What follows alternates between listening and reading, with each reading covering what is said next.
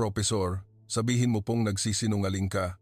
Ang lugar na tinitirhan natin ang dapat na pinakamaunlad sa buong mundo, hindi ba? Sa arrival lobby ng paliparan, lumuhod sila at umiyak ng walang pag-aalinlangan.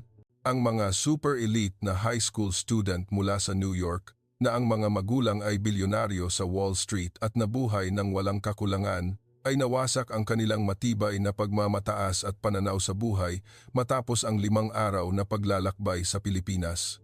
Bakit sila nawalan ng pag-asa?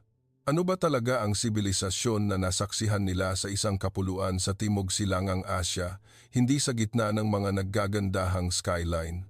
Isang lungsod kung saan ang isang babae ay maaaring maglakad mag-isa kahit hating gabi, isang subway na walang ni isang mantsa ng basura, at mga convenience store na tinitingala na parang royalidad. Hindi lang ito isang simpleng alaala ng field trip.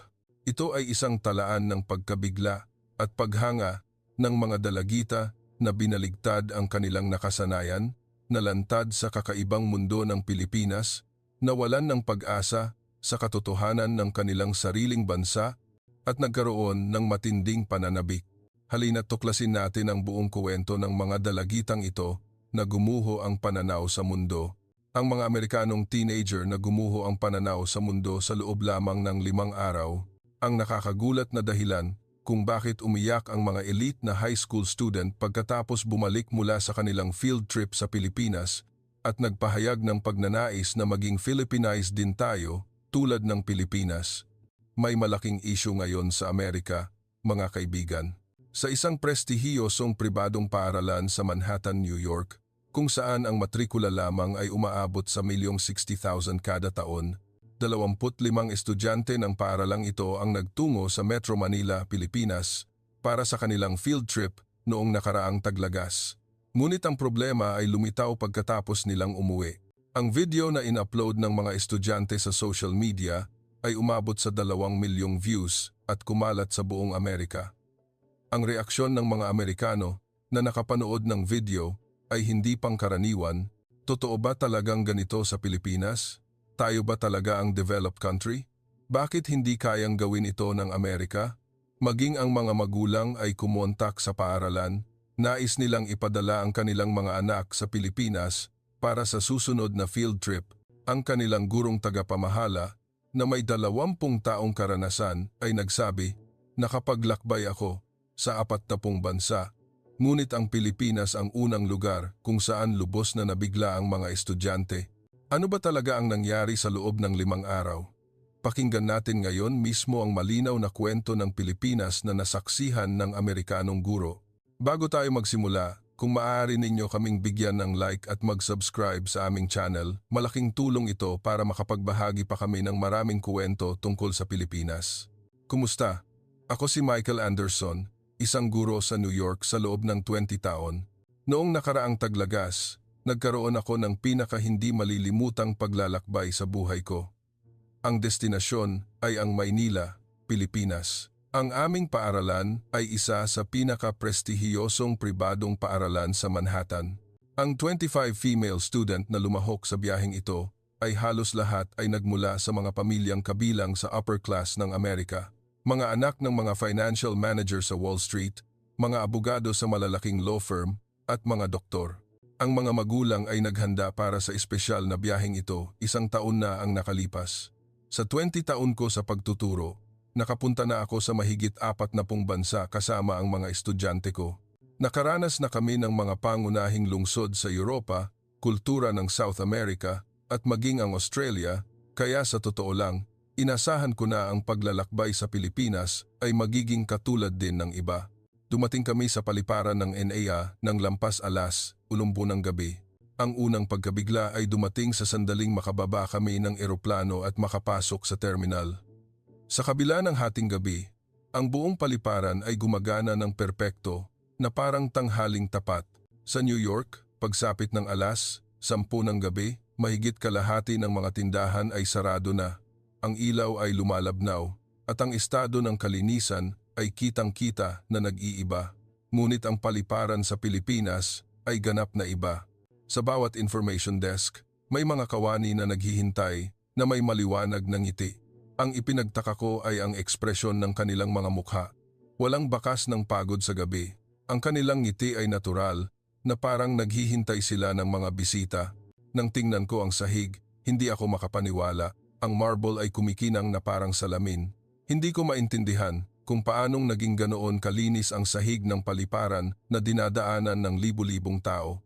May mga janitor na agad na pinupunasan ang mga lugar na dinadaanan ng mga pasahero at ang kilos nila ay parang isang sistema. Lalo akong nabigla nang dumaan kami sa harap ng restroom. Nakita ko ang isang janitor na yumuyukod at nagpupugay sa mga gumagamit sa pintuan ng restroom, isang tanawin na hindi maiisip sa Amerika. Ang restroom sa paliparan ng New York ay madalas na mabaho at karaniwan nang iniiwan ng ilang oras ang toilet paper na ubos na. Habang naghihintay sa immigration, sinilip ko ang mga ekspresyon ng mga estudyante. Lahat sila ay nakatingin sa paligid ng malaki ang mata. Lumapit sa akin ang isang estudyante at tahimik na nagtanong kung bakit napakalinis at tahimik ng paliparan. Hindi rin ako makahanap ng angkop na sagot. Naisip ko lang na baka sadyang ganito ang bansang ito. Sa immigration, sumalubong sa amin ang pangalawang pagkabigla. Sa kabila ng hindi inaasahang pagdating ng isang malaking grupo ng mga dayuhang estudyante, hindi nataranta ang mga kawani ng paliparan. Sa halip, agad na inatasan ang isang kawani na mahusay mag-Ingles. Isinasaalang-alang niya ang edad ng mga estudyante at dahan-dahan at malinaw na ginabayan sila sa lahat ng proseso. Kung may estudyanteng hindi sanay sa automated immigration system, agad na lumalapit ang isang kawani upang tumulong. Ang screen ay sumusuporta sa Ingles at iba pang wika at intuitive itong idinisenyo upang madaling masundan ng sinumang estudyante. Sa Amerika, karaniwan ng tumatagal ang immigration ng 1 o 2 oras. Mahaba ang pila at ang mga kawani ay mukhang irritable. Ang mga tanong ay mahigpit at minsan ay nagiging hindi komportable ang karanasan.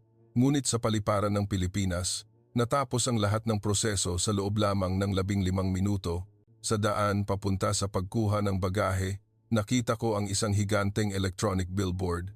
Ipinapakita nito ang lokasyon ng bagahe sa real time. Tumpak nitong ipinaalam kung saang carousel lalabas ang bagahe ng anong eroplano at kung ilang minuto bago ito dumating. Sa Amerika, karaniwan na ang paghahanap ng bagahe ay tumatagal ng 1 oras. Madalas kaming naghihintay lang ng hindi alam kung saan ito lalabas. Ngunit sa paliparan ng Pilipinas, lumabas ang bagahe sa eksaktong oras tulad ng nakasaad sa guide. Sa sandaling iyon, napagtanto ko, hindi lang maganda ang paliparan, kundi ang buong bansa ay gumagalaw ng kakaiba. Habang naghihintay kami ng limousine bus palabas ng paliparan, nagsimulang magbago ang ekspresyon ng mga estudyante. Nawala ang inisyal na tensiyon tungkol sa hindi pamilyar na bansa at napalitan ng mga matang puno ng pag-uusisa. Sumakay kami sa bus lampas hating gabi. Ang loob ng bus ay nakakagulat na malinis at ang mga upuan ay komportable. Napansin ng driver na kami ay mga dayuhang pasahero at magiliw kaming ginabayan sa Ingles. Sinabi niya na aabutin ng halos 1 oras ang biyahe patungong Maynila at hiniling na isuot namin ang aming seatbelt. Nang umalis ang bus, bumukas ang tanawin sa labas ng bintana. Sa kabila ng hating gabi, ang highway ay maliwanag na niliwanagan. Ang bawat street lamp ay nakatayo sa eksaktong distansya at ang mga sasakyan sa kalsada ay dumadaloy ng maayos. Walang nakitang cutting o busina. Ang gabi sa New York ay madilim at nakakatakot, ngunit dito ay parang ibang mundo. Nang makapasok kami sa sentro ng Maynila, nagkaroon ng maliit na bulungan sa pagitan ng mga estudyante. Ito ay dahil sa mga convenience store na nakikita sa labas ng bintana. Maliwanag ang mga ilaw kahit hating gabi at natural na may mga taong pumapasok at lumalabas. Sa New York, nag-aatubili ang mga tao na pumunta sa convenience store nang mag-isa paglampas ng alas 11 ng gabi. Ito ay dahil sa pag-iisip na mapanganib. Ngunit sa Maynila, may mga kabataang babae na naglalakad ng mag-isa sa kalye kahit lampas alas 1 ng umaga, walang bakas ng takot o pagkabalisa. Sila ay naglalakad ng payapa na nakikinig sa headphone. Ang tanawin ng paglabas sa convenience store at pagkain ng ice cream habang naglalakad ay napaka-natural. Isang estudyante ang dumikit sa bintana at bumulong, Hindi natin iyan magagawa sa Amerika kailanman. Tama siya. Sa New York, mahirap isipin na isang babae ang maglalakad mag-isa sa kalye bandang 2:00 ng madaling araw. Sumasakay sila ng taxi, o may kasama, o umiiwas na lumabas. Ngunit sa Maynila, ito ay araw-araw na nangyayari. Habang lumalapit kami sa sentro ng lungsod, nakita namin ang matatayog na building. Mga opisina na hindi nakapatay ang ilaw, magagarang neon sign. Ang buong lungsod ay buhay at gumagalaw ng hindi natutulog. Ang tanawin sa gabi na nakita mula sa tulay na tumatawid sa ilog ay nakamamangha. Ang mga building sa magkabilang gilid ng ilog, ang mga ilaw na nagre-reflect sa tubig. Ito ay isang malawak at modernong tanawin na hindi magpapahuli sa night view ng Manhattan. Ang oras ng pagdating sa hotel ay lampas 2:00 ng madaling araw, ngunit nakakagulat. Ang paligid ng hotel ay mukhang puno pa rin ng sigla. Ang mga restaurant na bukas ng 24 oras ay may ilaw at may mga taong nagbabayad sa convenience store. Sinasabing ang Manhattan ay isang lungsod na hindi natutulog, ngunit ito ay ibang antas. Ang gabi sa Manhattan ay isang bagay na tinatamasa sa pamamagitan ng pagtanggap ng panganib, ngunit ang gabi sa Maynila ay tila bukas para sa lahat. Habang nag-check-in, naranasan namin ang huling paghanga. Isinaalang-alang ng kawani sa front desk ang edad ng mga estudyante at inilaan sa amin ang mga silid sa tahimik na palapag. Detalyado rin niya kaming ginabayan sa oras ng breakfast at sa mga kalapit na pasilidad. Sa kabila ng lampas 2:00 ng madaling araw, binati niya kami ng taos puso nang walang bakas ng pagod. Sa elevator papunta sa silid, nagtinginan ang mga estudyante. Nararamdaman ko na iisa lang ang iniisip nilang lahat kahit hindi sila nag-uusap. Kakagaling lang namin sa paliparan papunta sa hotel. Isa lamang itong 1 oras na biyahe, ngunit nararamdaman na namin na nasa isang lugar kami, naganap na iba sa mundo na alam namin.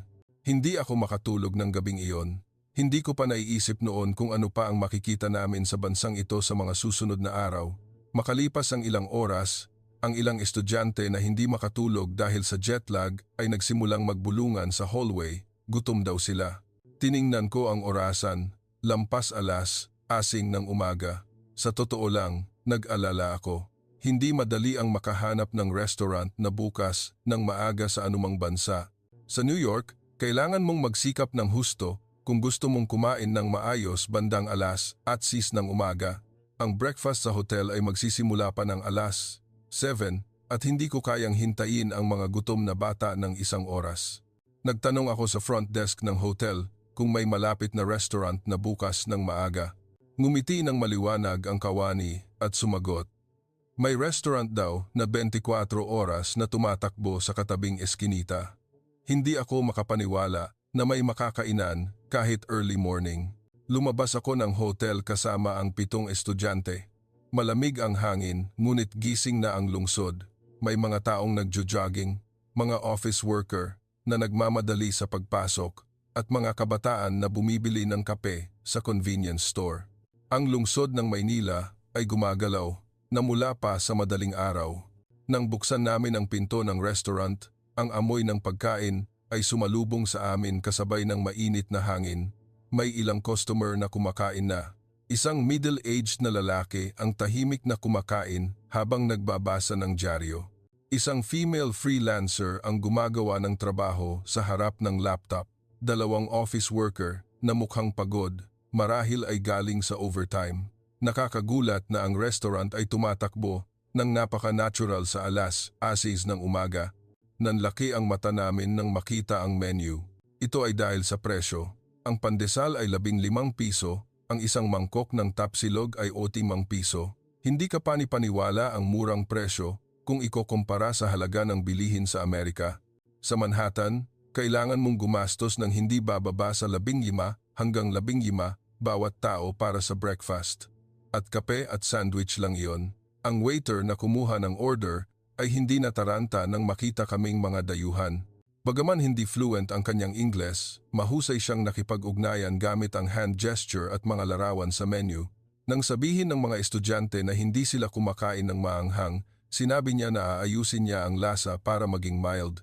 Nakakagulat din ang bilis ng paglabas ng pagkain. Hindi pa natatapos ang 5 minuto pagkatapos mag-order, puno na ang lamesa ng pagkain. Tapsilog, longganisa, adobo, at sinigang ang nakalatag sa harap namin. Nag-atubili muna ang mga estudyante sa harap ng pagkain na ngayon lang nila nakita. Kumuha ng isang longganisa ang isang estudyante at kumagat. Nanlaki ang kanyang mata.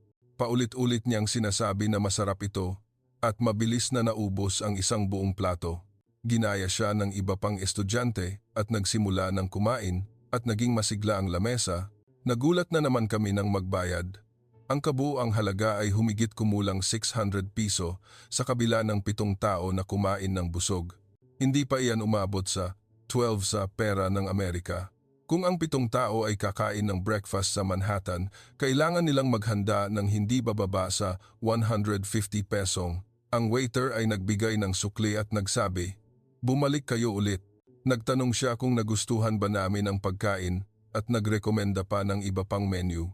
Nakakagulat na naging napakabait niya sa mga dayuhang customer na biglang dumating ng 6:00 ng umaga. Paglabas ng restaurant, nagpahayag ng paghanga ang mga estudyante.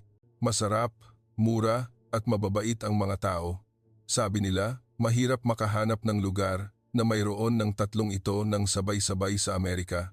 Pabalik sa hotel, dumaan kami sa isang convenience store para bumili ng merienda ang mga estudyante.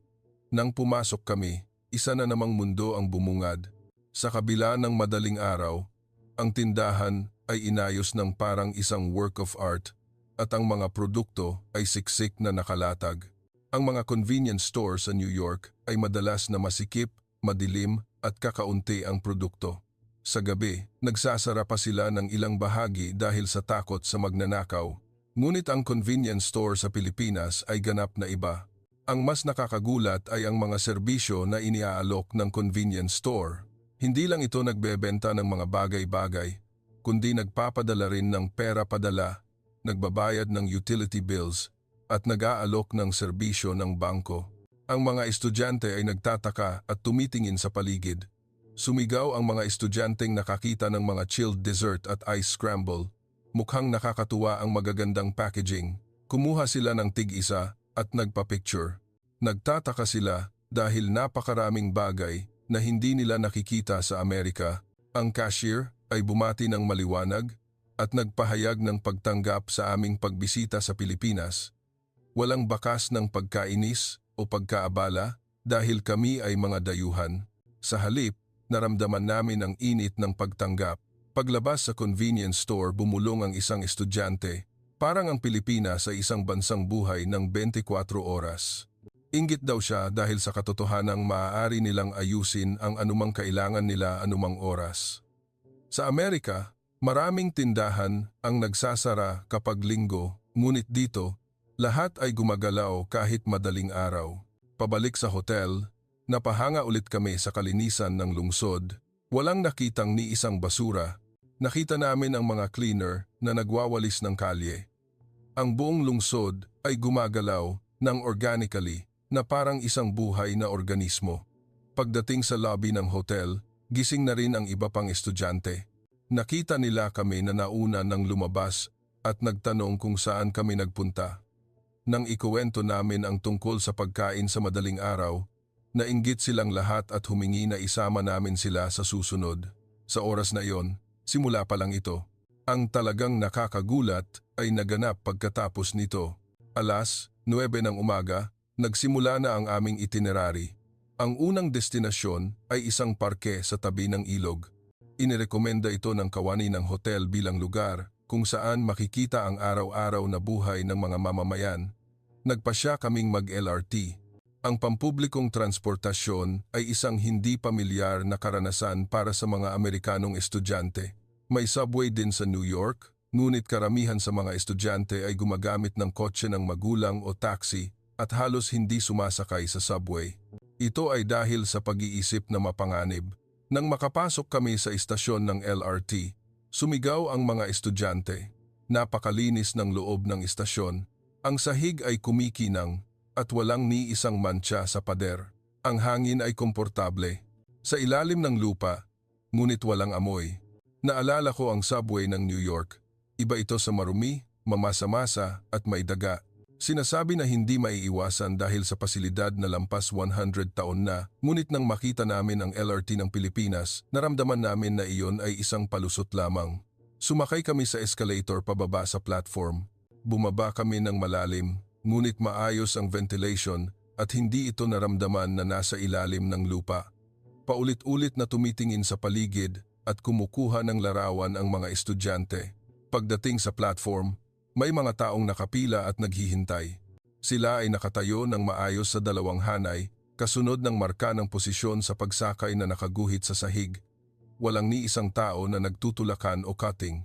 Nagulat na naman kami nang makita ang electronic billboard.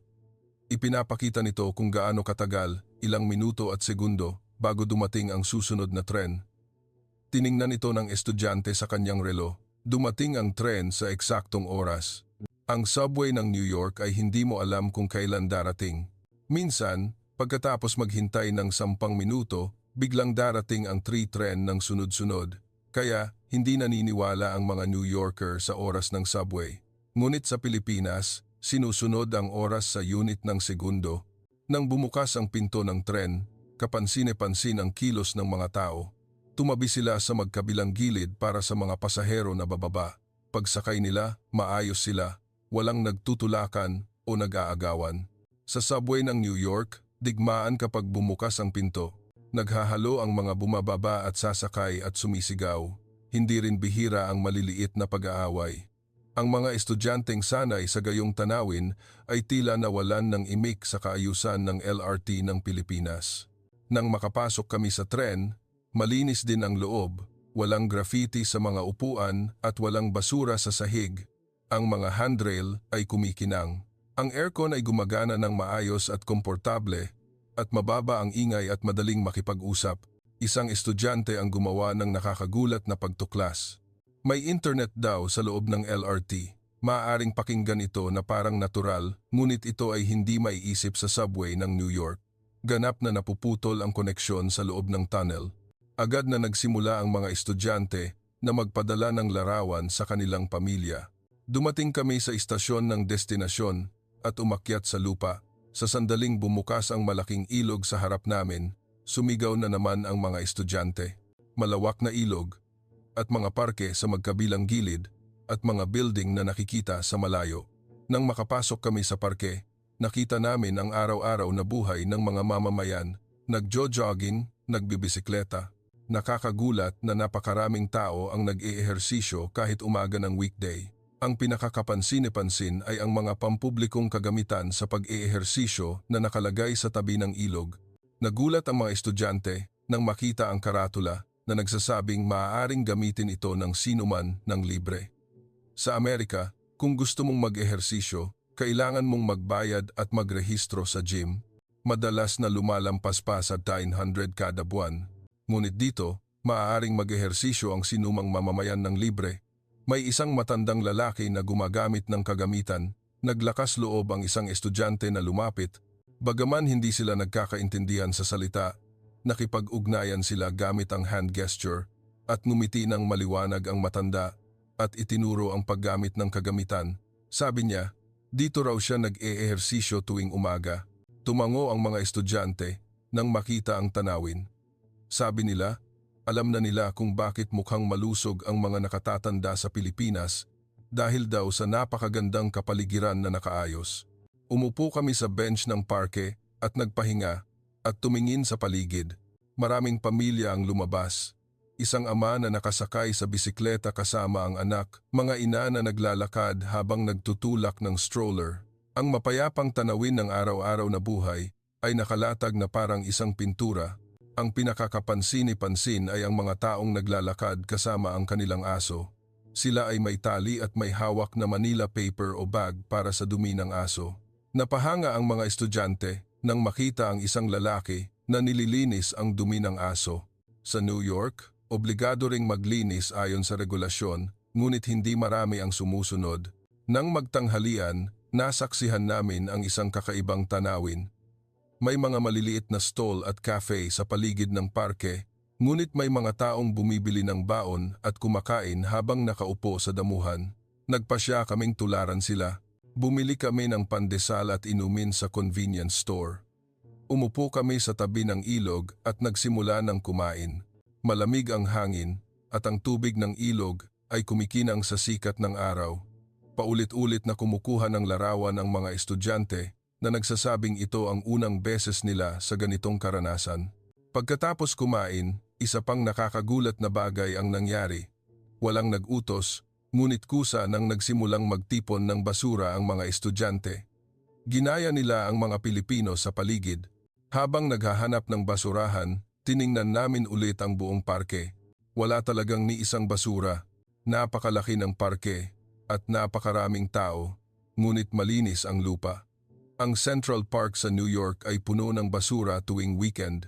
Sinasabing kulang sa janitor, ngunit nang makita namin ang parke sa Pilipinas, naramdaman namin na ito ay issue ng civic consciousness. Bago umalis ng parke, may isa pang bagay na kapansin-pansin. Ito ay ang pampublikong sistema ng pag-arkila ng bisikleta. May mga bisikleta na tinatawag na bike share na nakapila sa bawat istasyon. Nagulat ang isang estudyante nang makita ang singil. Ilang daang piso lamang kada oras. Hindi man lang umabot sa ilang dollar sa pera ng Amerika. May katulad ding sistema sa New York, ngunit mas mataas ang presyo ng ilang beses at ang kondisyon ng bisikleta ay hindi rin maganda. Higit pa rito, grabe ang pagnanakaw at pinsala kaya nag-aatubili ang mga tao na gamitin ito. Umalis kami sa parke bandang 2:00 ng hapon.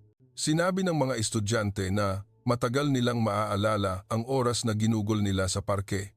Ang kaligtasan, kalinisan at ang kultura ng paggalang sa isa't isa ang pinakakapansin-pansin, sabi nila. Nagtungo kami sa isang shopping mall sa sentro ng bayan. Nais ng mga estudyante na mamili, ngunit may lugar na gusto kong ipakita sa kanila. Ito ay isang malaking tindahan ng libro. Nang makapasok kami sa mall, nanlaki ulit ang mata ng mga estudyante. Nagulat sila sa katotohanang may ganito kalaking shopping mall sa ilalim ng lupa.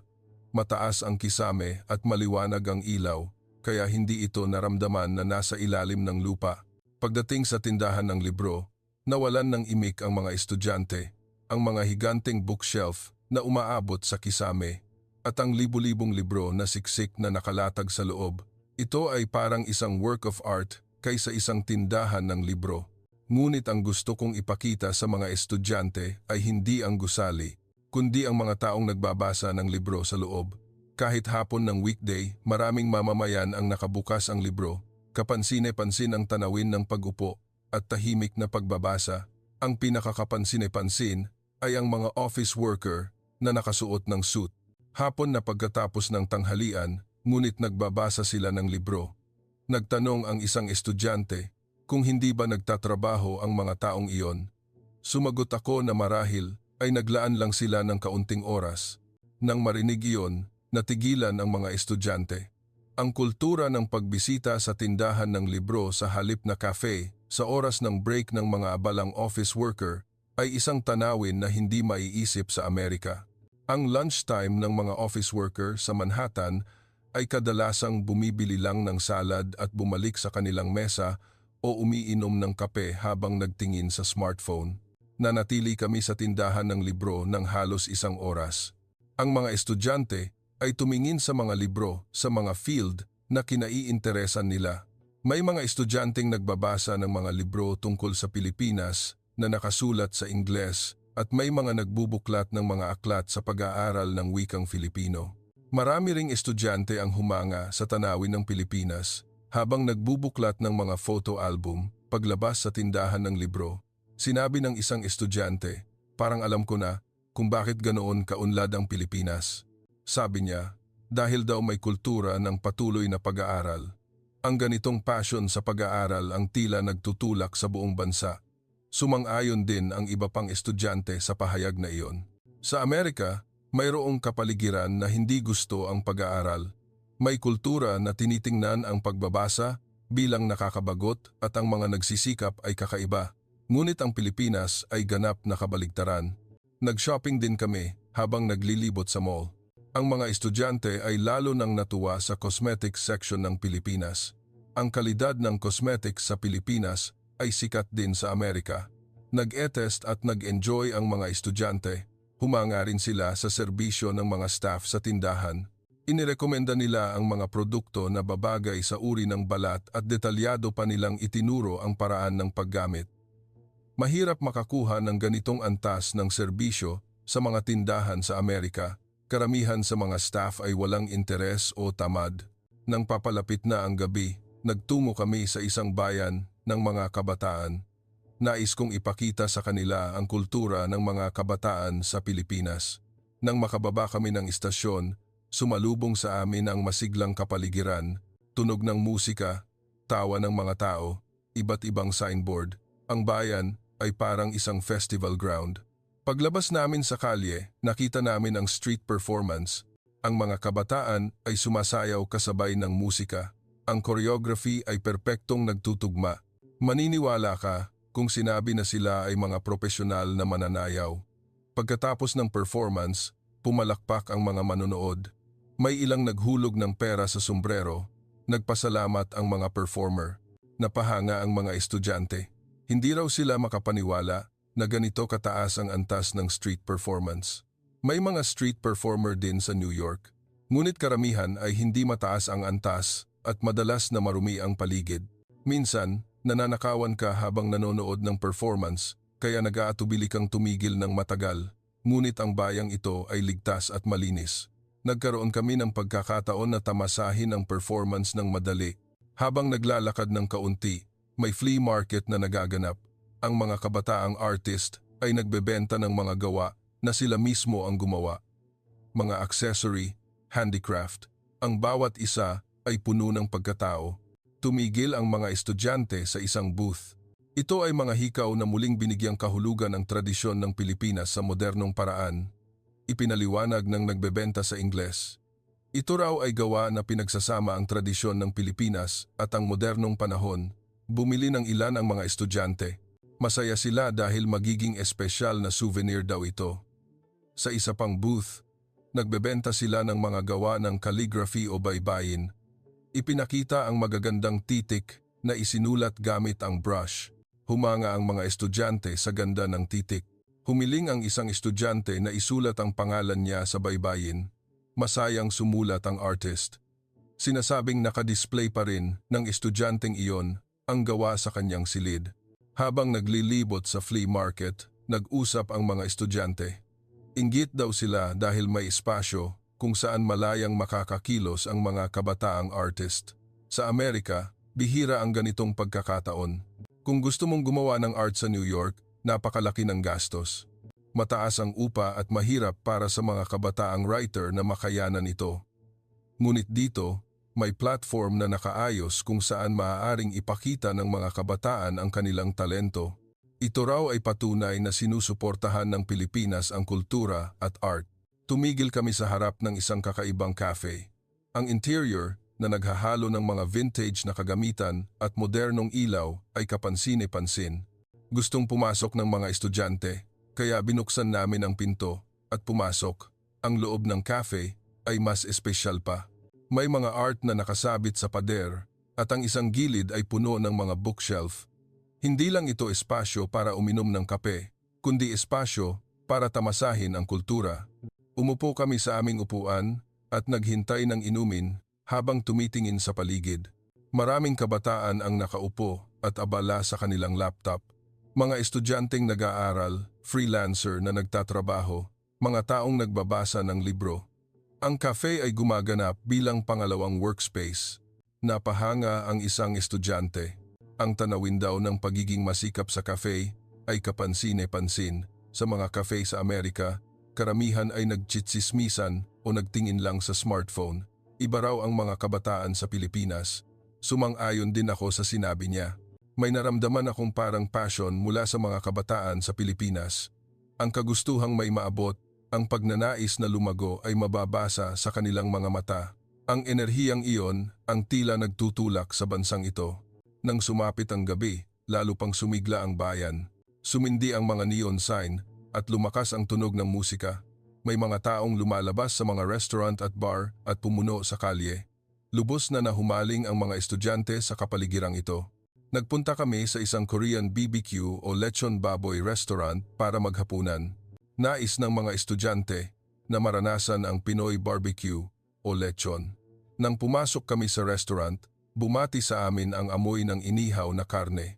Ang staff ay magiliw na nagturo ng paraan ng pag-ihaw. Ang mga estudyante ay medyo nailang noong una, ngunit mabilis silang nasanay. Natuto silang balutin ang karne sa dahon at kainin ng isang subo at paulit-ulit nilang sinasabi na masarap. Nagulat na naman kami nang kalkulahin ang presyo. Sa kabila ng 25 tao na kumain ng busog, humigit kumulang 500 piso lang bawat tao. Kung ang parehong antas ng barbecue ay kakanin sa Amerika, kailangan mong maghanda ng hindi bababa sa 50 bawat tao. Umiling ang mga estudyante at sinabing hindi sila makapaniwala. Pabalik sa hotel, naglakad kami sa kalye at nag-usap-usap. Sabi nila sobrang dami ng nakita nila sa loob ng isang araw kaya litong-lito ang kanilang isip. Lahat daw ay iba sa Amerika. Sa mas magandang paraan. Tahimik na nagsalita ang isang estudyante. Gusto raw niyang tumira sa Pilipinas. Kalahating biro iyon, ngunit seryoso ang kanyang mukha. Tila ganito rin ang iniisip ng iba pang estudyante. Dumating ang umaga ng huling araw. Mas maaga kaysa karaniwan, gumising ang mga estudyante at inayos ang kanilang bagahe. Kailangan na nilang pumunta sa paliparan sa hapon. Pagkatapos ng breakfast, nagpasya kaming pumunta sa isang tourist spot para sa huling itinerary. Malapit lang iyon sa hotel, kaya naglakad kami. Naglakad ng dahan-dahan ang mga estudyante na parang inuukit sa kanilang isip ang huling tanawin ng Maynila. Kinunan nila ng larawan ang bawat sulok ng bayan at pinagmasdan ang mga taong dumadaan. Pagdating sa destinasyon, puno na ito ng tao. May mga tindahan ng souvenir, damit at accessory. Kumikinang ang mata ng mga estudyante. Una, nagtungo ang mga female student sa cosmetic store. Ang kasikatan ng cosmetics sa Pilipinas ay sikat din sa Amerika. Nang pumasok kami sa tindahan, binati kami ng staff sa Ingles. Ang mga tester ay malinis na nakalatag. Pinayuhan ng staff ang bawat estudyante habang tinitingnan ang uri ng balat. Detalyado pa nilang itinuro ang paraan ng paggamit. Humanga ang mga estudyante sa antas ng serbisyong ito. Isang bagay na mahirap maranasan sa mga tindahan sa Amerika. Bumili ang isang estudyante ng punong shopping bag ng mga produkto, hindi lang para sa sarili, kundi pati na rin sa ina, ate at mga kaibigan. Masaya siya dahil makatuwiran daw ang presyo at maganda ang kalidad. Bumili kami ng merienda sa food stall. Ang mga estudyante ngayon lang nakatikim ng puto bumbong o halo-halo ay humanga. Lubos silang nahumaling sa matamis at mainit na lasa. Nagtungo kami sa tindahan ng souvenir. Ang tradisyonal na produkto ng Pilipinas ay inayos sa modernong paraan. Jeepney miniature, mga barong Tagalog na damit, at damit na may mga baybayin na nakaimprenta. Pinili ng buong puso ng mga estudyante ang mga regalo na iuwi nila. Ang vendor ay nagbigay ng espesyal na discount sa mga dayuhang estudyante. Nagpasalamat daw siya dahil binisita namin ang Pilipinas. Humanga ulit ang mga estudyante sa init na iyon. Sabi nila, naramdaman nila ang kabaitan ng mga Pilipino. Nagtanghalian kami ng sinigang at adobo. Nang pumasok kami sa restaurant, puno ito ng mga dayuhang turista. Madaling mag-order dahil may larawan at paliwanag sa Ingles sa menu. Nang lumabas ang sinigang, humanga ang mga estudyante. Ang sinigang ay parang isang work of art at napakasarap. Lahat sila ay nahumaling sa maasim at maalat na lasa ng sabaw at sa lambot ng karne. Pagkatapos kumain, dumaan kami sa isang lumang simbahan. Natigilan ang mga estudyante sa kalakhan ng lumang gusali. Umupo sila ng tahimik sa loob sandali. Isang mapayapang oras. Umupo kami sa hagdanan sa harap ng simbahan at nagpahinga at nag-usap-usap. Binalikan ng mga estudyante ang karanasan ng ilang araw. Sabi nila, mas maganda raw ito kaysa sa inaasahan. Hindi raw nila kilala ang Pilipinas, ngunit ngayon, ito na raw ang paborito nilang bansa. Tahimik na nagsalita ang isang estudyante. Gusto raw niyang bumalik. Mas matagal pa raw siyang mananatili. Tumango ang iba pang estudyante. Lahat sila ay sumang-ayon na napakaliit ng ilang araw. Nang sumapit ang hapon, bumalik kami sa hotel. Kinuha namin ang bagahe at sumakay sa bus papunta sa paliparan. Kahit mabigat ang shopping bag, maliwanag ang ekspresyon ng mga estudyante. Tumawa sila at sinabing ang mga bagay na binili nila sa Pilipinas ay magiging mahalagang alaala. Nang umalis ang bus, tumingin ang mga estudyante sa labas ng bintana. Tila inuukit nila sa kanilang isip ang tanawin ng Maynila. May tahimik na bumulong, babalik ako. Dumating kami sa paliparan. Eksaktong lugar kung saan kami unang tumapak ilang araw na ang nakalipas. Ngunit ang puso ng mga estudyante ay ganap nang nagbago. Nawala ang inisyal na pag-uusisa at napuno ito ng pananabik. Nagpaalam kami sa kawani habang nagche-check-in. Napakaganda ng oras namin sa Pilipinas. Ngumiti rin ang kawani at sinabing bumalik kami ulit. Nagpasalamat din siya dahil nagustuhan namin ang Pilipinas. Umalis ang eroplano at lumayo ang lupa ng Pilipinas sa labas ng bintana. Tinitingnan ng mga estudyante ang paliit na ilaw at naghihinagpis. May kumuha ng larawan upang iwan ang huling tanawin ng Pilipinas. Dumating kami sa paliparan ng New York kinabukasan. Sinalubong kami ng mga magulang. Agad na nagsimulang magkuwento ang mga estudyante tungkol sa Pilipinas. Ang ekspresyon ng mga magulang ay napuno ng pagkabigla. Pagkatapos bumalik sa paaralan, may malaking pangyayari. Nagsimulang mag-upload ang mga estudyante ng mga larawan at video ng kanilang biyahe sa Pilipinas sa social media. Dose-dosenang post ang sabay-sabay na lumabas. Ang reaksyon ay explosive. Nagulat at nagkomento ang mga kaibigan sa Amerika. Hindi namin alam na ganoon pala kaunlad ang Pilipinas. Mabilis na tumaas ang views. Ang pinaka-popular ay ang video ng bayan sa madaling araw. Ang video na nagpapakita ng mga babae na naglalakad ng mag-isa at ligtas bandang 2:00 ng madaling araw. Hindi raw ito maiisip sa Amerika at nabigla ang mga tao. Umabot sa 2 milyong views ang video. Nagpatuloy ang magkatulad na reaksyon sa mga komento. Bakit hindi kayang gawin ito ng Amerika? Maraming post ang puno ng pagkadismaya na nagsasabing sila raw ang pinakamakapangyarihang bansa sa mundo, ngunit hindi nila kayang garantiyahan ang pangunahing kaligtasan. Tumaas din ang interes sa Pilipinas sa mga magulang. Dumagsa ang mga inquiry sa paaralan. Hiling nilang gawing Pilipinas ang susunod na field trip. Malaki ang bilang ng mga magulang na gustong ipadala ang kanilang mga anak sa Pilipinas. Inanyayahan din akong magbigay ng espesyal na lecture sa paaralan. Hiningi nilang ibahagi ko ang karanasan ko sa Pilipinas sa iba pang estudyante at faculty. Puno ang auditorium.